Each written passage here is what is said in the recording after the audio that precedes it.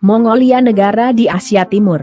Mongolia adalah sebuah negara kesatuan yang bersistem semi-presidensial dengan berbentuk republik konstitusional. Cina juga negara terkurung daratan di Asia Timur.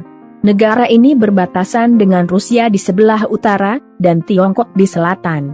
Mongolia merupakan pusat kekaisaran Mongol pada abad ke-13 tetapi dikuasai oleh dinasti Qing sejak akhir abad ke-17 hingga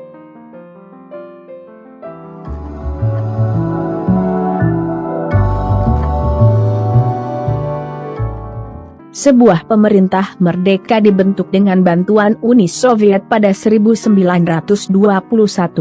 Akan tetapi, kemerdekaan Mongolia tidak diakui Tiongkok sampai tahun 1949. Setelah komunis menguasai Tiongkok daratan, Tiongkok akhirnya mengakui kemerdekaan Mongolia. Setelah keruntuhan Uni Soviet, Mongolia menganut aliran demokrasi. Dengan luas wilayah yang sebanding dengan Alaska, sebagian besar wilayah Mongolia memiliki tanah yang gersang. Kebanyakan wilayah berupa padang rumput dengan pegunungan di bagian barat dan utara dan gurun Gobi di selatan.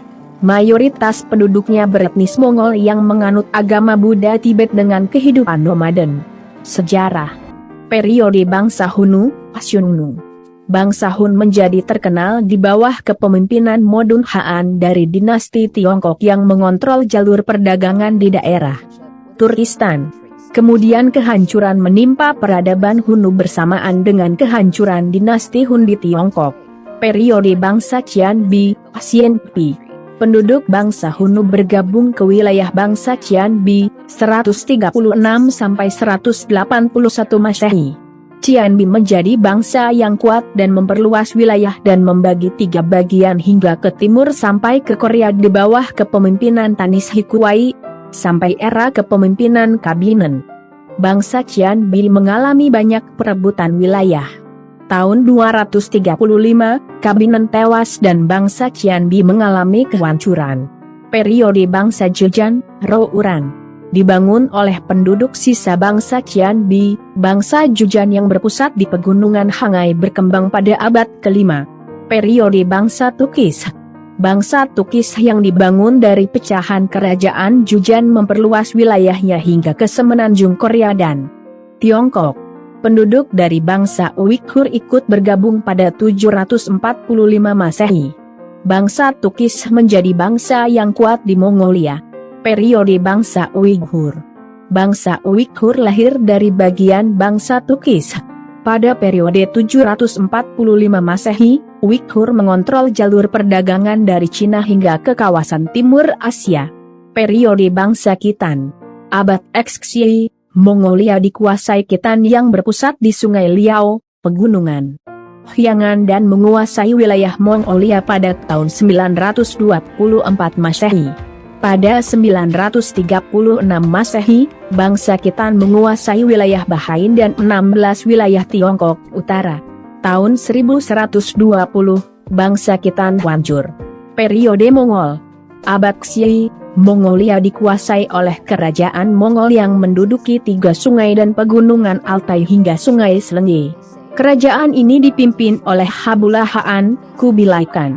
Cucunya yang bernama Yasugei mendirikan kerajaan Mongol Hanlik. Yasudai wafat tahun 1170 dan kerajaan Mongol terbagi menjadi beberapa bagian. Anaknya yang bernama Temujin menguasai tampuk kepemimpinan Mongol. Dalam masa kepemimpinannya, kerajaan Mongol Hanlik menjadi bagian negara yang disegani. Budaya Mongolia. Simbol di palang kiri bendera nasional adalah ikon Buddha yang disebut Soyombo. Ini mewakili matahari, bulan, bintang, dan langit per simbologi kosmologis standar yang diabstraksikan dari yang terlihat pada lukisan tangka tradisional. Seni visual. Sebelum abad ke-20, sebagian besar karya seni rupa di Mongolia memiliki fungsi religius, sehingga seni rupa Mongolia sangat dipengaruhi oleh teks-teks agama. Tangkas biasanya dilukis atau dibuat dengan teknik aplikue. Patung perunggu biasanya menampilkan Dewa Buddha. Sejumlah karya hebat dikaitkan dengan Jeb Sundamba Hutuktu pertama, Jana Bazar. Pada akhir abad ke-19, pelukis seperti Marzan Saraf beralih ke gaya lukisan yang lebih realistis. Di bawah Republik Rakyat Mongolia, realisme sosialis adalah gaya lukisan yang dominan, namun lukisan tradisional mirip tangka yang berhubungan dengan tema nasionalis sekuler juga populer. Sebuah genre yang dikenal sebagai Zorak Mongol. Di antara upaya pertama untuk memperkenalkan modernisme ke dalam seni rupa Mongolia adalah lukisan Ehyin Segel, Cinta Ibu, yang dibuat oleh Tsevotjev pada tahun-tahun 1960-an. Seniman itu disingkirkan karena karyanya disensor. Semua bentuk seni rupa berkembang hanya setelah perestroika di akhir tahun 1980-an. Otgon Bayer Ershuu bisa dibilang salah satu seniman modern Mongolia paling terkenal di dunia barat. Ia diperankan dalam film Zorak oleh Tobias Wolff. Arsitek Mongolia merancang kuil mereka dengan 6 dan 12 sudut dan atap piramida yang menyerupai bentuk bulat yurt.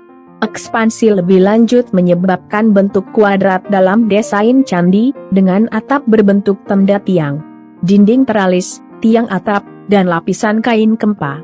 Akhirnya diganti dengan batu, balok bata, dan papan. Yurt berperan dalam perkembangan arsitektur Mongolia, dan tempat penampungan sementara ini sering digunakan dalam kondisi pastoral. Tenda didirikan untuk naadam, pesta dan pertemuan lainnya. Jodgor adalah tenda kecil, menampung 1 atau 2 orang. Maihan adalah tenda yang lebih besar untuk rombongan. Satsar adalah naungan kain pada penyangga vertikal, menggantikan dinding. Sacir adalah tenda persegi panjang besar dengan dinding kain vertikal, dan asar adalah nama generik untuk satsar dan sacir. Buku Jeveni Dapian del Carpine, Historia Mongolorum, Sejarah Bangsa Mongol, melaporkan bahwa selama upacara penobatan Guyuk Halaan tahun 1246, sebuah tenda dengan kapasitas 2000 orang didirikan di Sungai Tamir. Tenda tersebut ditopang oleh tiang-tiang yang dihiasi dengan daun emas, dan sisi dalam dinding ditutupi dengan kanopi. Desain selanjutnya dari banyak kuil didasarkan pada sacir. Terima kasih sudah menonton. Jangan lupa untuk like, comment, share dan subscribe.